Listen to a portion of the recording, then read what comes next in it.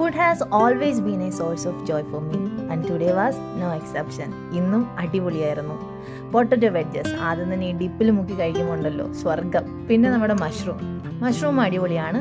പിന്നെ നമ്മുടെ main item ഇനി വരാൻ പോകുന്നേ ഉള്ളൂ. എന്നാലും ഇത് ചിക്കൻ സ്റ്റേക്ക്, പിന്നെ ഗാർലിക് ബ്രെഡും മാഷ്ഡ് പൊട്ടറ്റോയും ഒക്കെ ഉണ്ട്.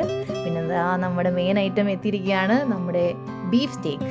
ഞാനിപ്പോഴുള്ളത് ഫേവറേറ്റ് പിസയാണ്, തിരുവല്ലയിലാണ് വരുന്നത്. ബീഫ് സ്റ്റേക്ക് നല്ല അടിപൊളിയായിട്ട് കഴിക്കണമെന്ന് ആഗ്രഹം ഉണ്ടെങ്കിൽ ഇവിടെ പോവാം, മസ്റ്റ് വിസിറ്റാണ്.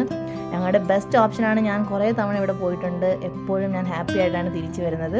അപ്പോൾ നമ്മൾ ഇവിടത്തെ എല്ലാ ഫുഡും ട്രൈ ചെയ്യണം എന്ന് പറഞ്ഞല്ലോ, പക്ഷേ ബീഫ് സ്റ്റേക്ക് മസ്റ്റായിട്ട് ട്രൈ ചെയ്യണം, കാരണം അതാണ് അവിടുത്തെ മെയിൻ.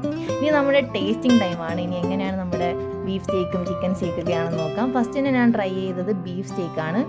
അടിപൊളിയാണ്, എപ്പോഴും ഉള്ളതുപോലെ അടിപൊളിയായിരുന്നു. അവിടുത്തെ സോസൊക്കെ കൂട്ടി കഴിച്ചു, പിന്നെ ഗാർലിക് ബ്രെഡിൽ മുക്കി ആ സോസൊക്കെ കഴിക്കാവുന്നതാണ്. ഇനി നമ്മൾ അടുത്ത് ട്രൈ ചെയ്യാൻ പോകുന്നത് ചിക്കൻ സ്റ്റേക്കാണ്. ചിക്കൻ സ്റ്റേക്ക് നല്ലതാണ്, പക്ഷെ നമ്മുടെ ബീഫ് സ്റ്റേക്കിനെ കമ്പയർ ചെയ്യുമ്പോൾ അത്ര പോരാ.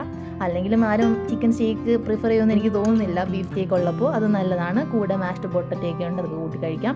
പിന്നെ ഞാൻ ഫുൾ കോൺസെൻട്രേഷൻ എൻ്റെ ബീഫ് സ്റ്റേക്കിലായിരുന്നു. ഞാനും ബ്രദറിൻ്റെ ഫ്രണ്ടും ഒക്കെ ഉണ്ടായിരുന്നു. ഞങ്ങളെല്ലാവരും കൂടെ നല്ല എൻജോയ് ചെയ്ത് ഫുഡ് കഴിച്ചു. ഫേവറേറ്റ് പിസ്സ ഒരു അടിപൊളി ആംബിയൻസും നല്ല ഫുഡുമാണ്. പിന്നെ ഡയറ്റ് കോക്കുമുണ്ട്, നമ്മളുടെ ഷുഗർ ഫ്രീ ആയിട്ടുള്ള കോക്കും കുടിച്ച് ഇന്ന് പിരിയാം. Bye bye.